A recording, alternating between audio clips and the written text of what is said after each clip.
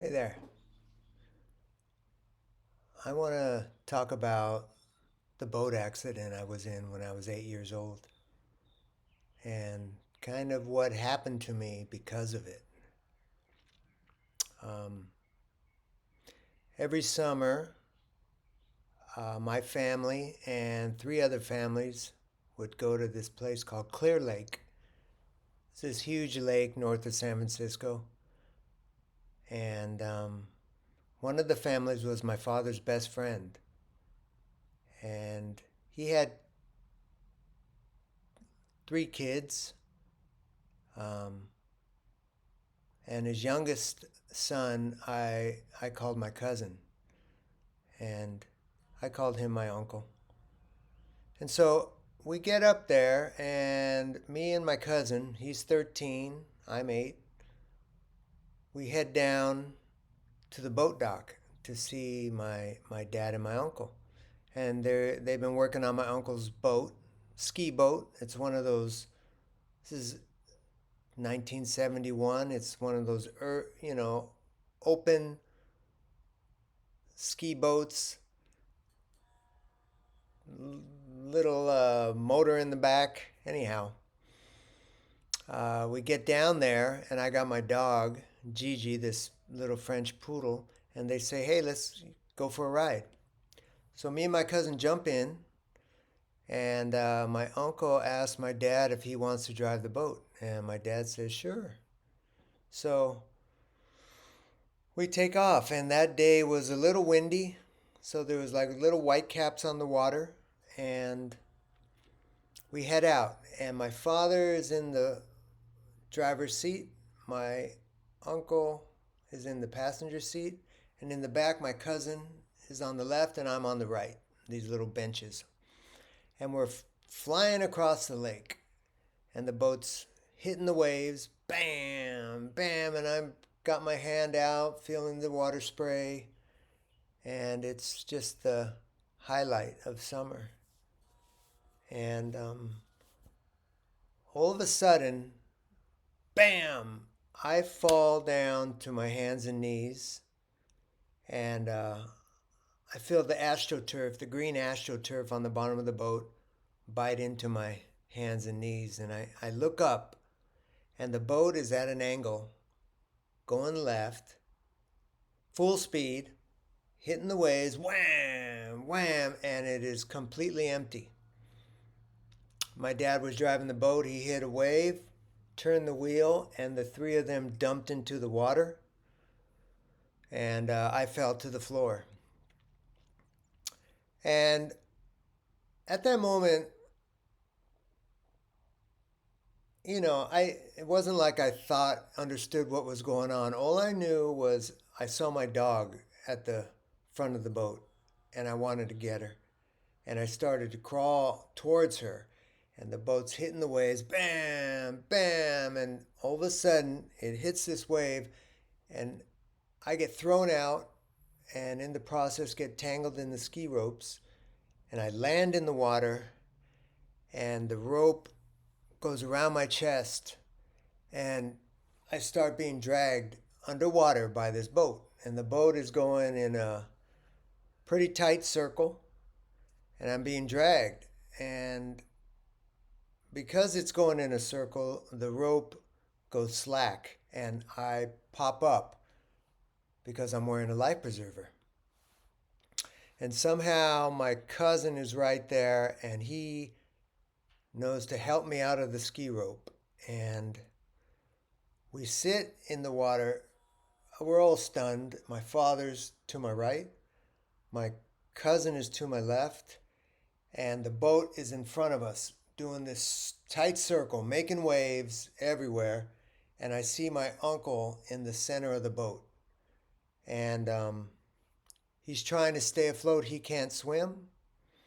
Uh, my dad's getting tired, and I see my uncle, and all of a sudden he goes down and he doesn't come back up. Um, I feel it's at that moment where I froze.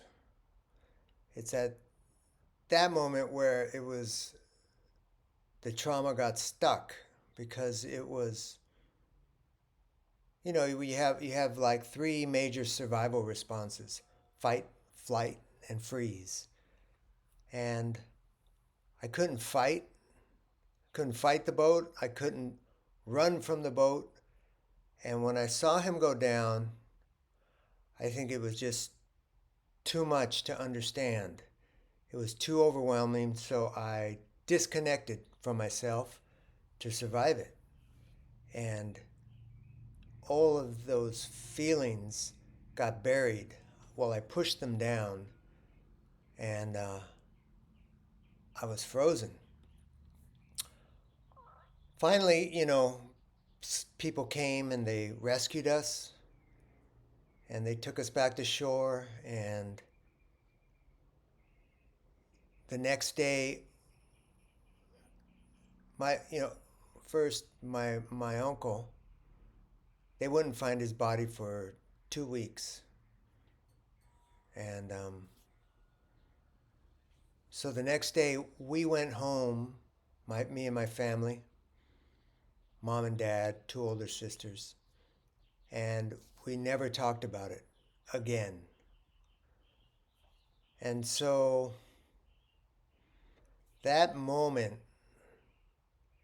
got stuck inside of me.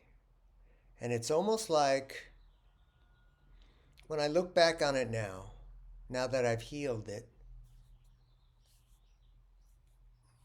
the majority of my life, almost 40 years, 45 years, um, I felt like um, I was walking. As a kid, I was walking, and all of a sudden the earth opened up before me. And on the other side of the chasm, I kept walking, but part of me got left behind.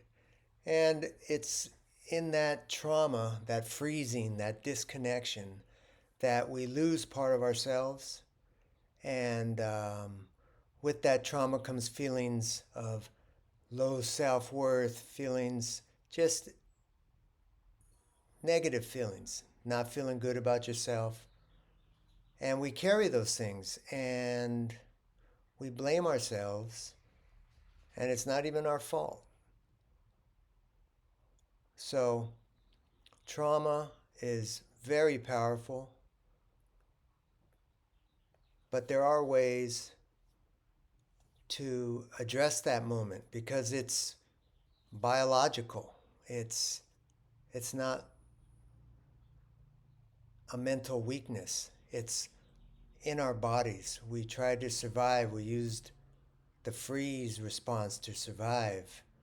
And animals use the freeze response all the time. Possums freeze when they're overwhelmed, and then they release that response in their body, and they go on, and they don't carry it with them. But humans, like Dr. Peter Levine says, we have this higher order thinking, and that gives us the ability to not want to feel uncomfortable. And so we choose not to feel those things, and therefore those feelings stay pushed down, and they stay alive. So anyhow, that's kind of what happened to me and what I went through, what I carried my whole life, until I was able to reconnect with that child that got stuck back there, um, through the process of screenwriting. And that's what I teach in my workshop. And maybe in my next video, I'll talk about that process. Okay? I'm just kind of figuring this out as I go along for this YouTube channel. And yeah. If you want to know more, go to my website. You could see more of this work I do. And anyhow, hope you're well. That's it for now. Take care.